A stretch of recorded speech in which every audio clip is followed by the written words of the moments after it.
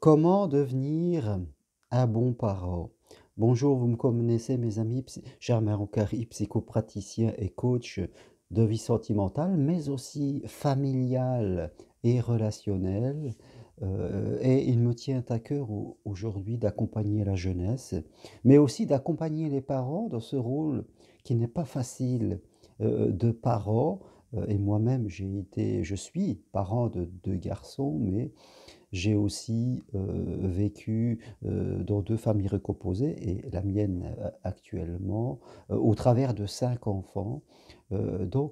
C'est important, c'est un métier qui n'est pas facile, mais dans lequel nous avons aussi, de grandes responsabilités et je voudrais aborder un peu le sujet: comment devenir de bons parents tout en restant simple, tout en aussi en intégrant que, il n'y a pas de parent idéal.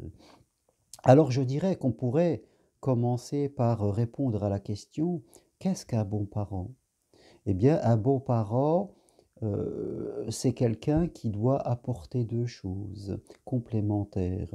Au début, on apporte de l'amour, parce que l'amour, est un peu comme la fondation d'une maison. L'amour, c'est quelque chose, qui va permettre à l'enfant de construire l'estime de lui, la confiance en lui, et ça, c'est vraiment le bagage, qui va l'aider à traverser, les difficultés de la vie. L'amour, c'est important et quand on est petit, on a besoin de se construire à l'intérieur de nous ces repères, comme quoi nous sommes quelqu'un qui avons de la valeur, au-delà de ce que l'on fait, au-delà de ce que l'on est, que nous sommes quelqu'un d'intéressant et ça, c'est important, on le construit beaucoup, beaucoup dans les premières années, puis bien sûr après tout au long de la vie. Mais ce qu'on acquérit, dans les premières années jusqu'à 6 ans, 8 ans, c'est important, c'était vraiment un socle et quand on a vécu dans ces premières années dans une, je dirais une famille,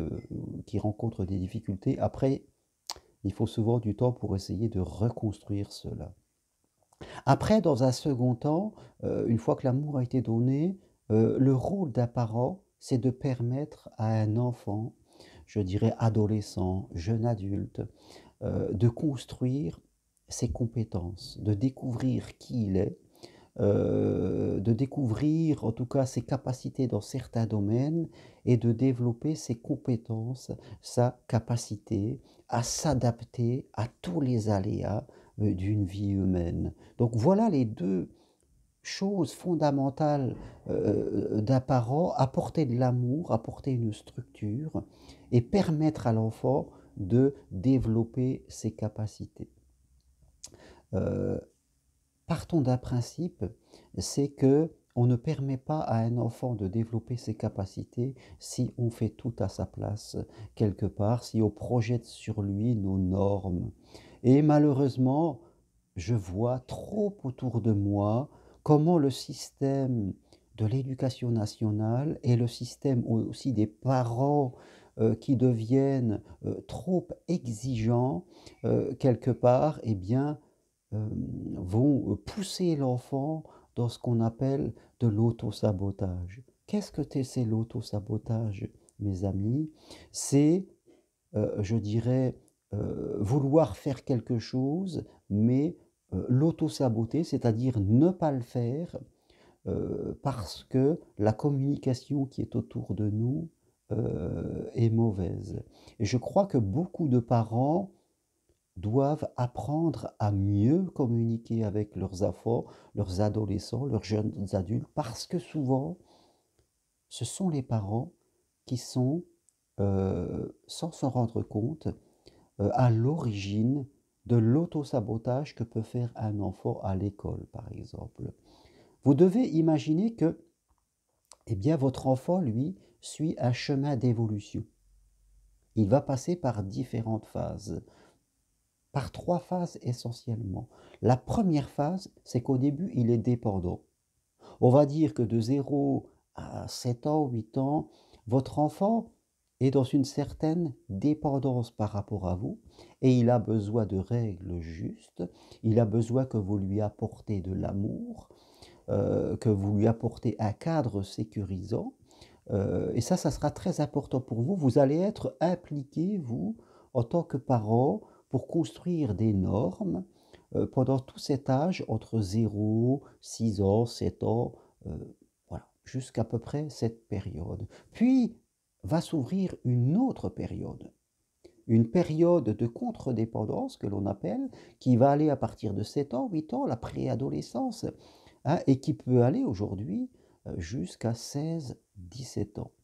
À cette période-là, mes amis, vos enfants se construisent par eux-mêmes, se construisent par la confrontation et se construisent, je dirais, en frôlant quelquefois sur les limites, en se confrontant au monde. Ils ont besoin, je dirais, de cette liberté pour se construire eux-mêmes dans cette période de contre-dépendance. Un enfant, mes amis, quand il a 8, 9 ans, 10 ans, 11 ans, quand il rentre en sixième, il sait très bien ce qu'il faut faire ou ne pas faire. Il sait très bien que s'il ne travaille pas à l'école, il aura des mauvais résultats. Et si il a des mauvais résultats, il aura un problème. Donc, ce qui est important pour vous, c'est que une fois que vous commencez à avoir des enfants qui entrent dans la préadolescence et après dans l'adolescence, c'est de comprendre que vous devez changer votre manière de communiquer. À ce moment-là, votre enfant ne se trouve plus dans la petite enfance, il n'a plus besoin de cette règle. Il a besoin de confiance. C'est ça ce qu'il attend de vous.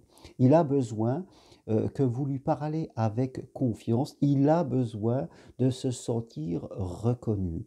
Bien sûr, il faut toujours un petit peu des règles justes et que vous représentez, mais elles vont être de moins en moins présentes. Plus votre enfant va grandir, 10 ans, 11 ans, 12 ans, 13 ans, 14, 15, 16, 17, il va être au lycée, au collège, lycée, et plus il va falloir que, je dirais, vous vous effaciez, que vous changiez le rôle et que vous laissiez votre enfant prendre les décisions de votre vie. Plus dans ces années, mes amis, dans ces années collège, dans ces années lycée, plus vous allez être un parent normatif et plus votre enfant va créer de l'auto-sabotage. Déjà qu'à l'école, votre enfant y va, il reçoit beaucoup de normes. Tu dois faire ci, tu dois être comme cela, tu ne dois pas faire ci, tu ne dois pas cela. Et toutes ces normes que l'on reçoit nous donnent envie souvent de faire le contraire. Mais si en plus de ces normes qu'il reçoit à l'école, il rentre à la maison, il se retrouve avec des parents qui vont lui dire tu dois faire ci, tu n'as pas fait ça, l'école t'a dit de faire ça, et tu dois le faire à telle heure, tu dois ranger ta chambre, tes devoirs à telle heure. Plus vous allez être dans ces normes, mes chers amis, et plus vos enfants, en général, vont suivre deux voies. Soit ils vont devenir des mollusques, c'est-à-dire vous allez vous retrouver avec des enfants qui ne font rien, n'évoluent pas. Ils sont complètement amorphes, apathiques. Et vous, vous essayez de les réveiller en donnant encore plus de normes, et plus vous donnez de normes, et plus ils deviennent apathiques. Ou alors, vous allez vous retrouver avec des préadolescents, des adolescents qui vont devenir complètement rebelles. C'est-à-dire, plus vous allez donner de normes, et plus ils vont faire le contraire de ce que vous dites. Et puis après, vous aurez beau punir, faire tout ce que vous voulez, ça allait de pire en pire. Ce que je veux vous faire comprendre, mes amis, surtout pour les parents qui ont des enfants, je dirais préadolescents, adolescents et préadultes, je dirais, tout cette tranche d'âge entre 8 ans et 18 ans, je dirais, ces 10 années qui sont importantes. Il va falloir que tout doucement, vous quittiez le rôle du parent normatif qui était nécessaire au début de la petite enfance, parce qu'on est là et on donne des règles, c'est important, mais peu à peu, les règles vont s'effacer. Il y en aura toujours, je dirais, mais elles vont s'effacer, ça va être de la confiance. Vous voyez, ce qui est important de comprendre, c'est vous êtes parent et vous avez un enfant. Mais ce n'est pas parce que vous êtes parent et que vous avez un enfant que vous devez lui parler dans cette diagonale parent-enfant. Vous pouvez très bien parler à vos enfants comme si vous parliez à un adulte, même si vous êtes un parent. C'est-à-dire, vous parliez à quelqu'un qui est capable de comprendre ce que vous dites. Et si vous avez le respect, parce que les enfants demandent à ce qu'on les respecte. Les enfants demandent à ce qu'on respecte leur intelligence et leur capacité de choisir.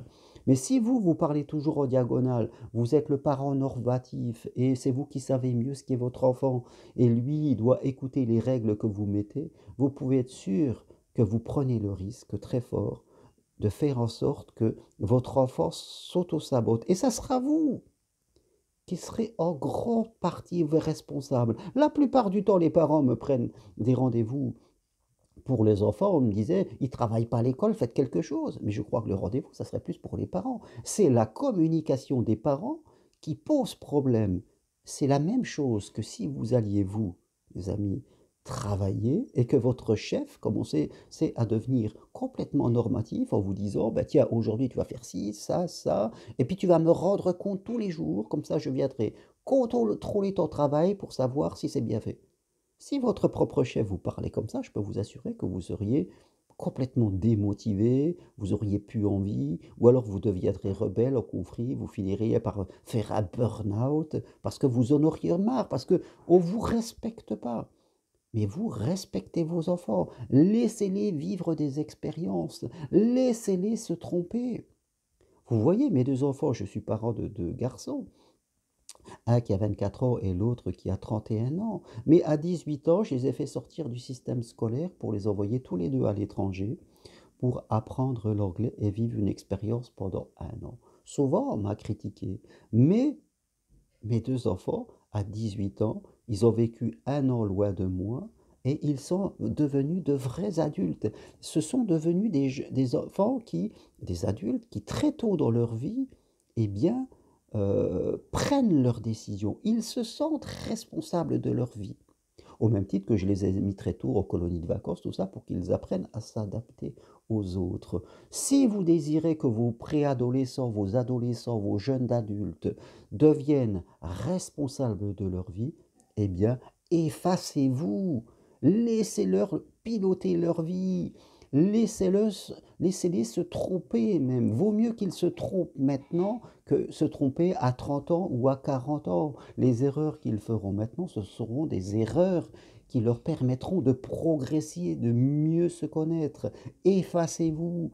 Parlez à vos enfants d'adulte à adulte. Invitez-les à, je dirais, à ce qu'ils vous expriment ce qu'ils pensent, mais sortez du rôle du parent normatif, du parent moralisateur qui va donner des ordres, range ta chambre. C'est pas parce que vous allez donner des ordres de la dictature que vos enfants vont avancer. Ils vont faire des choses, non pas pour eux, ils vont faire des choses pour vous faire plaisir, ou ils vont faire des choses pour ne pas être punis, ou pire, ça sera le contraire, ils vont complètement auto-saboter, ils vont foirer des années d'école, et tout ça, vous en serez en grande partie responsable par votre manque de communication. Alors je vous le dis, quand vous avez un enfant qui est petit de la petite enfance, vous devez lui apporter des règles justes parce qu'il est dépendant de vous.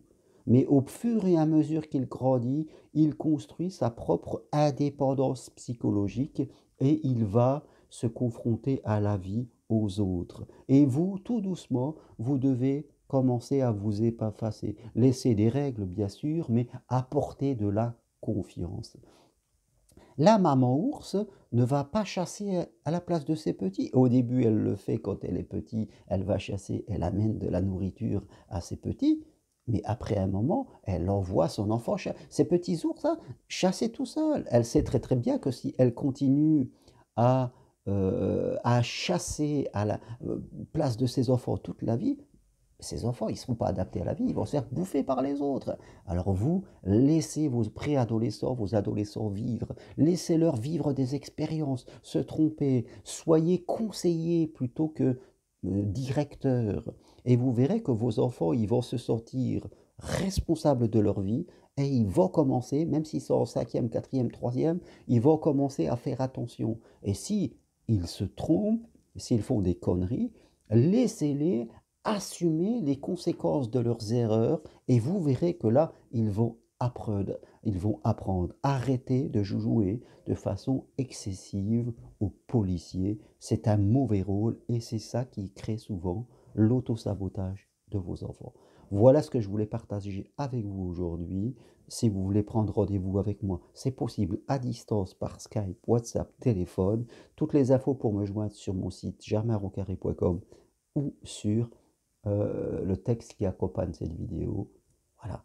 Soyez un bon parent, apportez de l'amour, mais surtout apportez des expériences. Laissez vos enfants vivre leurs expériences, faites-leur confiance et sortez du rôle du parent dictateur. Merci, à bientôt, au revoir.